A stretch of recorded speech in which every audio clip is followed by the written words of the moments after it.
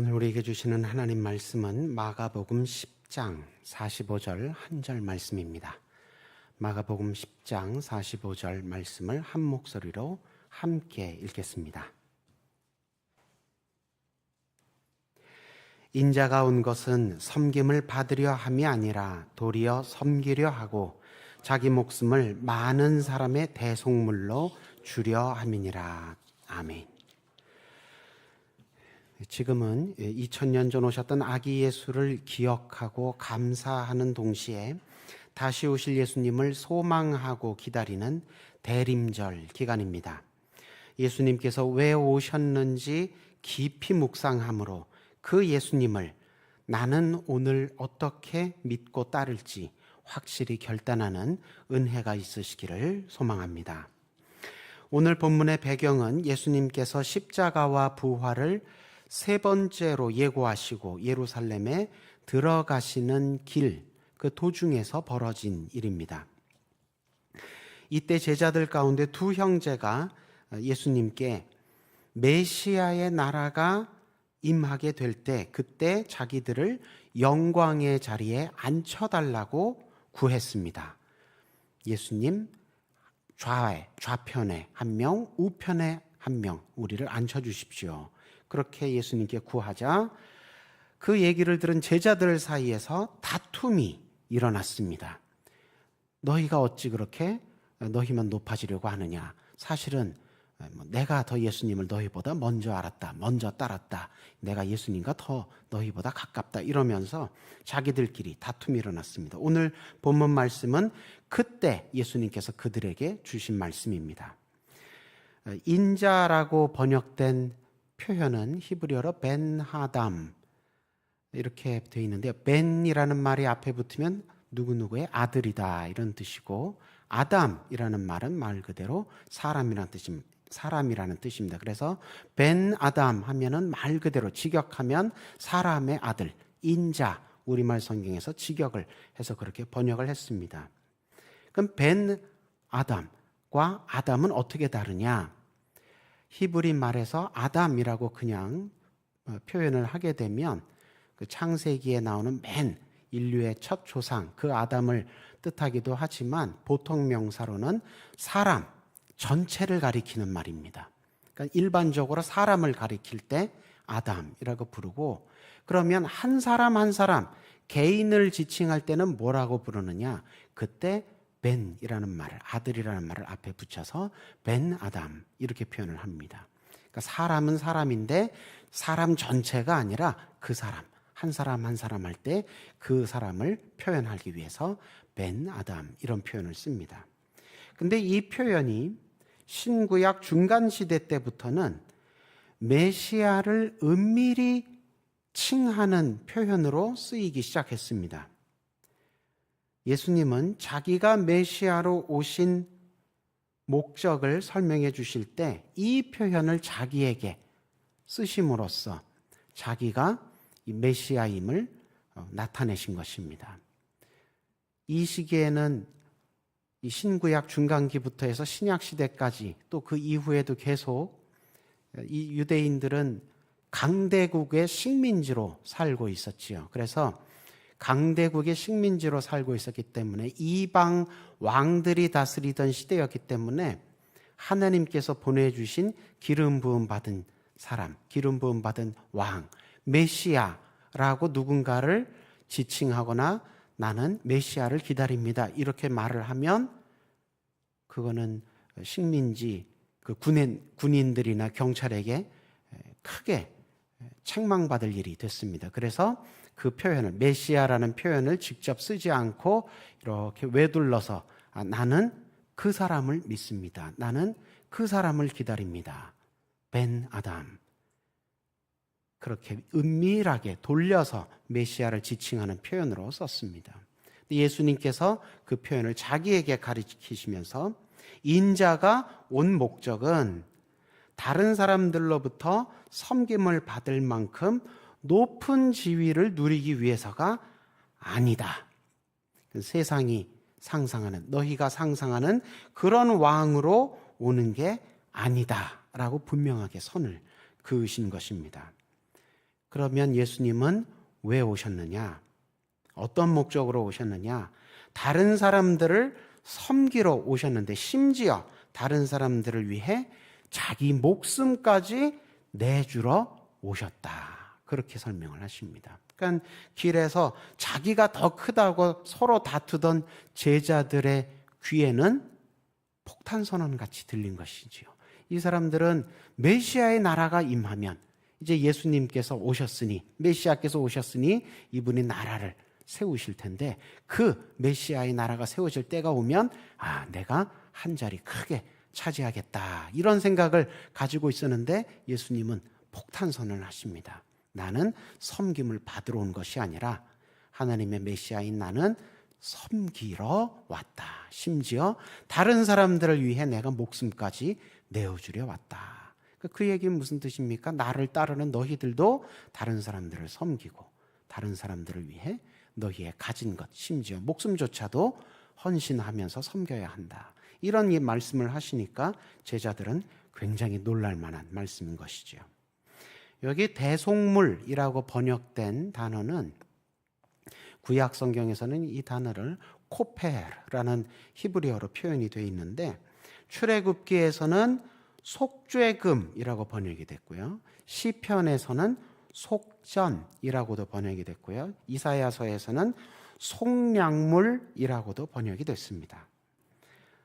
대속물, 속죄금, 속전, 속량물 다양하게 번역됐지만 공통되는 단어가 하나, 공통되는 글자가 하나 있습니다. 속이라는 글자입니다. 이 속이라는 글자는 사실은 조선시대 때 시행되었던, 조선시대 때 행하여졌던 사회제도를 가리키는 말입니다. 돈을 뜻하는 조개 패자와 예전에는 조개를 화폐처럼 썼기 때문에 한자에서 조개 패자가 들어가면 그 돈을 뜻하는 글자가 됩니다. 조개 패자에 팔매자가 합쳐져서 속할 속자가 됩니다. 그러니까 속한다라는 말은 조선시대 무슨 뜻이었냐면 어떤 목적을 위해서 대가를 치른다 그런 뜻입니다. 예를 들면 천인 신분을 벗어나서 양인 신분을 얻기 위해 몸값을 내는 것, 그게 속하는 겁니다. 혹은 내가 어떤 잘못을 저질러서 이제 몸으로 형벌을 받아야 하는데 곤장을 맞든 감옥에 갇히든 그렇게 몸으로 형벌을 받아야 하는데 그 받을 형벌을 대체하기 위해서 죄값을 내는 것, 그것을 속한다 이렇게 표현을 합니다. 신분을 속하는 것을 속신이라고 하고요. 특히 천인 신분을 속하여서 양인 신분을 얻는 것, 그것을 속량한다 이렇게 표현합니다. 또 속하기 위해서 치르는 돈을 속전이라고 부르고요. 그리고 주인에게 다른 노비를 대신 사주고 내가 노비 신분에서 벗어나는 것을 대속한다 이렇게 표현을 합니다. 구약시대의 제사와 메시아께서 오신 목적과 그 역할도 바로 이렇게 속하는 것이기 때문에 한국교회 연구가 사이에서는 이 히브리어 코페라는 것을 조선시대 속하는 제도, 속이라고 번역한 것을 잘 번역했다. 조선시대 사람들, 한국 사람들이 쉽게 이해할 수 있도록 잘 번역했다. 이렇게 평가를 합니다. 예수님께서 메시아로 오신 목적이 무엇입니까? 십자가에서 우리 대신 죄값을 치르시고 우리의 죄인 신분에서 해방시켜 주시고 그래서 하나님의 자녀 신분을 얻게 해 주시려고 예수님께서 오신 것입니다. 예수님은 처음부터 그럴 목적으로 오셨기 때문에 태어날 때 마구간 말구유에 누이시는 것도 마다치 않으셨습니다. 어차피 낮고 천한 죄인들을 대신하여 내가 속하러 왔기 때문에 태어날 때 그렇게 낮고 천하게 마구간 말구유에 누이는 것을 내가 싫어하지 않는다. 예수님 그래서 그렇게 겸손하게 태어나셨습니다. 그리고 공생에 사시는 동안에도 십자가를 향해 나아가는 길에서 한 발자국도 물러서거나 피하지 않으셨습니다. 그리고 십자가에서 죽기까지 하나님 아버지께서 메시아로 보내신 목적에 충성을 다하셨습니다. 당장이라도 하늘에서 12영 더 되는 천군 천사들을 불러내리셔서 악하고 완악하고 강팍한 로마의 군대와 유대인 종교 지도자들을 벌하실 수 있으셨지만 그렇게 하지 않으시고 아버지께서 나를 메시아로 보내신 목적, 죄인들을 대속하는 그 목적에 끝까지, 정말 끝까지, 죽기까지 충성을 다하셨습니다. 그러나 그 당시 제자들은 예수님께서 오신 목적, 아버지께서 예수님을 보내신 목적, 메시아를 보내신 목적을 제대로 이해하지 못했습니다. 여전히 다른 것에, 세상적인 것에 마음을 빼앗기고 예수님께 마음을 확정하지 못했습니다. 내가 예수님 따르겠습니다. 시작은 좋았습니다. 배도 버리고 그물도 버리고 아버지와 형제들도 뒤로 하고 예수님 따라서 출발은 잘 했는데 공생의 사역 가운데 제자들의 모습을 보면 오늘 본문처럼 예수님께서 3번이나 십자가 부활을 예고하시고 이제 예루살렘 막 입성하시는 그 직전까지도 내가 오른편에 앉겠다, 왼편에 앉겠다, 내가 더 크다, 네가 더 작다, 그 길에서 그렇게 싸우고 있었다는 것입니다. 그러니까 예수님 가시는 길을 온전히 따르지 못한 겁니다. 예수님 마음을 온전히 이해하지 못하고 그래서 예수님께 온전히 마음을 확정하지 못했던 것입니다. 그러다 결국 어떻게 됩니까? 배신하는 제자도 나오고요. 예수님 체포당할 때 3번이나 모른다고 외면하는 제자도 나오고요. 다 벌거벗고 도망가는 그런 제자까지, 다 도망가는 그런 모습까지 보이게 됩니다. 메시아로 오신 목적을 이루시기 위해 마치 관역을 향해 쏘아지는 화살이 관역만을 향해 초지일관 날아가는 것처럼 그렇게 공생애를 사셨던 예수님과 달리 제자들은 메시아를 기다렸던 목적, 메시아를 따르는 목적에 어긋나는 모습을 안타깝지만 자주 보였던 것입니다. 이런 부족한 제자들, 모자란 제자들이 나중에 오순절에 성령 받고 나서야 예수님처럼 살게 됩니다. 관역을 향해 쏘아진 화살처럼 하나님 나라를 향해 충성하며 사는 모습을 다행히 보이게 되는데 그건 정말 나중 일이고요. 지금 현재 제자들의 모습은 안타깝기만 합니다. 오늘날 우리의 신앙생활은 어떻습니까?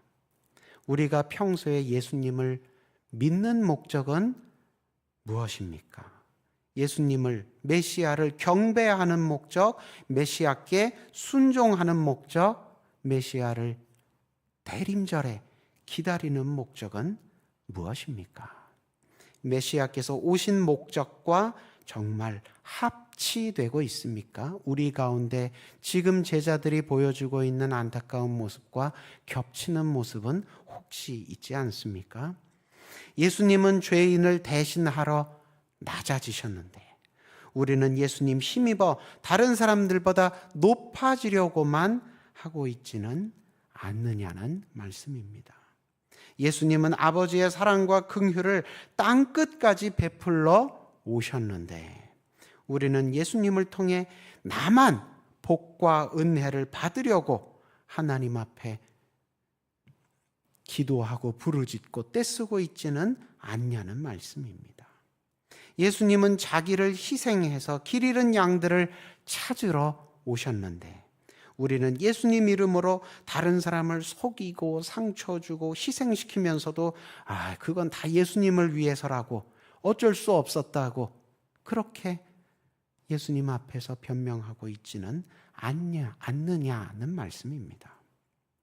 우리가 예수님을 믿는 목적이 마구간 말구유 같은 데선 살지 않기 위해서라면 우리가 예수님께 경배하는 목적이 헤롯 임금이나 빌라도 총독처럼 높은 자리에 올라가기 위해서라면 우리가 예수님께 순종하는 목적이 십자가 같은 가시밭길 말고 꽃길만 걷기 위해서라면, 그렇게 기복신앙적인 마음과 관심과 노력을 가지고 메시아를 기다립니다, 메시아를 믿습니다, 메시아를 따릅니다 이러고 있다면, 그러면 우리가 이 대림절에 기다리는 메시아는 실제 메시아와는 다른, 실제 예수님과는 다른, 우리가 상상으로 공상 속에서 만들어낸 가짜 메시아를 우리가 열심히 기다리며 믿고 따르고 있는 셈이 된다는 것입니다. 예수님과, 실제 예수님과 전혀 닮지 않은 메시아, 실제 예수님과 아주 동떨어진 그런 메시아를 혼자 마음속에 그리며 따라다녔으니, 나중에 예수님으로부터, 진짜 예수님으로부터, 진짜 메시아로부터 내가 너를 도무지 알지 못한다, 이런 말씀을 듣게 되는 것입니다. 듣게 된다는 것입니다. 지금 우리는 2000년 전 오셨던 아기 예수를 기억하고 감사하는 동시에 다시 오실 예수님을 소망하고 기다리는 중에 있습니다. 예수님께서 왜 오셨는지 깊이 묵상함으로 그 예수님을 나는 오늘 어떻게 믿고 따를지 확실히 결단하고 결단한 대로 행하는 은혜가 있으시기를 이 주님의 이름으로 축원합니다. 주신 말씀을 마음에 품고 한 목소리로 기도하는 시간 잠시 갖겠습니다. 하나님, 내가 하나님을 믿는다고, 예수님을 믿고 따른다고 하지만 겉으로만 예수님을 믿고 따르는 모습만 보인 적이 많이 있었습니다. 정작 예수님께서 이 땅 가운데 우리를 위해 오신 목적과는 나의 신앙생활이 어긋나는 모습이 많았음을 이 시간 돌아봅니다. 하나님, 나의 연약하고 부족함을 용서하여 주옵소서. 회개하는 기도 드리시고, 또 하나님, 이제 내가 말씀을 거울 삼아 나의 지정의, 영육, 혼 모든 면에서 메시아께서 오신 목적에 맞추어 믿고 그대로 따라 살기를 소원하고 결단하오니 나의 연약한 믿음 가운데 함께하여 주옵소서. 소원하고 결단하는 기도 한 목소리로 함께 드리도록 하겠습니다. 기도하시겠습니다. 사랑과 은혜가 많으신 주님, 주님께서 오늘 우리에게 이 저녁에 말씀을 통하여서 예수님께서, 메시아께서 왜 우리 가운데 오셨는지 그 목적을 다시 한번 깨닫고 돌아보며 나의 신앙생활을 뒤돌아보게 하시니 감사드립니다. 하나님, 나의 신앙생활 가운데에 예수님을 진정으로 믿고 고백하고 따르는 것이 아니라 겉으로만 예수님을 따르고 겉으로만 예수님을 믿는다고 하고 겉으로만 하나님의 말씀을 존경하며 행한다고 하는 모습만이 있었음을 이 시간 회개합니다.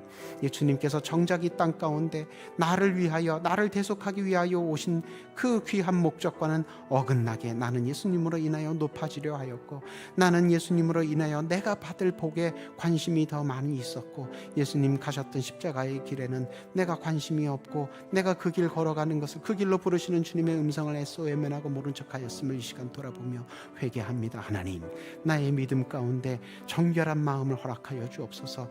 오직 주님께서 이 땅 가운데 우리를 위하여 왜 오셨는지 말씀을 거울 삼아 다시 한번 마음 가운데 깨닫고 확신하고 결단하는 믿음이 있게 하여 주옵소서. 하나님, 그래서 내가 이제부터는 나의 지정의, 영육혼 모든 면에서 주님 오신 목적에 맞추어 나도 예수님처럼 따르며 살기를 강렬히 소원하고 결단합니다. 하나님, 내 안에 작은 예수의 모습이 나타나게 하여 주옵소서. 나의 십자가를 지고 주님 뒤를 따르는 데에 부족함이 없는 한 걸음 한 걸음 살아가는 내 인생이, 내 신앙생활이 될 수 있도록 붙드시고 인도하여 주옵소서. 날마다 말씀 가운데 깨우쳐 주시고 날마다 주님 음성 가운데 한 걸음 한 걸음 더욱더욱 주님을 닮아가는 나의 하루하루가 될 수 있도록 인도하여 주옵소서. 소유등기의 모든 권속들 참으로 믿음으로 말씀 가운데 성탄을 준비하며 하나님 앞에 더욱더 가까이 나아가는 모든 주의 권속들 되기를 소망합니다. 하나님, 주의 성탄의 불을 밝히고 트리의 불을 밝히고 하나님 하나님 기도하며 예배드리며 날마다 모여서 새벽으로 저녁으로 모여 기도하는 무릎들을 주님께서 긍휼히 여겨 돌보아 주셔서 그 믿음이 더욱 주님 앞에 인정받고 칭찬받는 믿음으로 성장케 하여 주옵시고 성숙되게 하여 주옵시고 깊어지고 넓어지는 믿음 되게 하여 주셔서 우리 교회에 있는 모든 연약함들이 치유되게 하여 주옵시고 생겨났던 상처와 흉터들이 주의 이름으로 주의 사랑으로 온전히 치유되고 회복되는 역사가 있게 하여 주셔서 하나님께서 허락하신 68년의 귀하고 복된 교회의 역사가 앞으로 또한 68년을 향하여서 더욱 힘있게 펼쳐져 나갈 수 있도록 주님 준비하여 주옵시고 붙들어 주옵시고 날마다 성령의 능력과 은혜로 가득 채워 주시옵소서.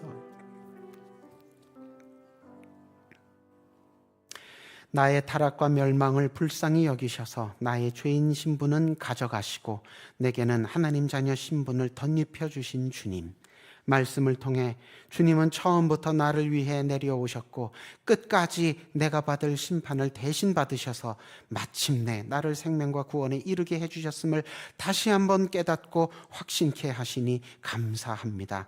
말씀에 힘입어 메시아께서 오신 목적에 맞추어 나도 응답하며 살기를 사모하고 서원하오니 나의 믿음의 결단에 성령으로 함께 하시며 늘 도와 주시옵소서. 이 시간 육신의 연약함으로 말미암아 하나님 앞에 오늘도 눈물로 호소하고 있는 환자들 위해 함께 기도하기를 소원합니다. 하나님, 머리부터 발끝까지 주님께서 못자국난 손으로 친히 안수하여 주셔서 깨끗하게 낫게 하여 주옵소서. 사랑하는 마음으로 간병하고 있는 가족들 위에도 주님께서 영육 간의 연약함이 들어오지 아니하도록 붙들어 주시고 늘 동행하여 주시옵소서. 주 후반 3일 가운데 말씀으로 인하여 성령으로 인하여 가득 차서 부족함이 없고 모자람도 없는 믿음의 길을 굳건히 잘 경주해 나가는 수유동교회 모든 권속들 되기를 소망하고 주님 앞에 맡기옵니다. 하나님, 모든 권속들마다 눈동자처럼 지켜보아 주옵시고 한 가정 한 가정 모든 일터마다 주님의 영광으로 주님의 능력으로 주님의 사랑으로 가득 채워 주시옵소서.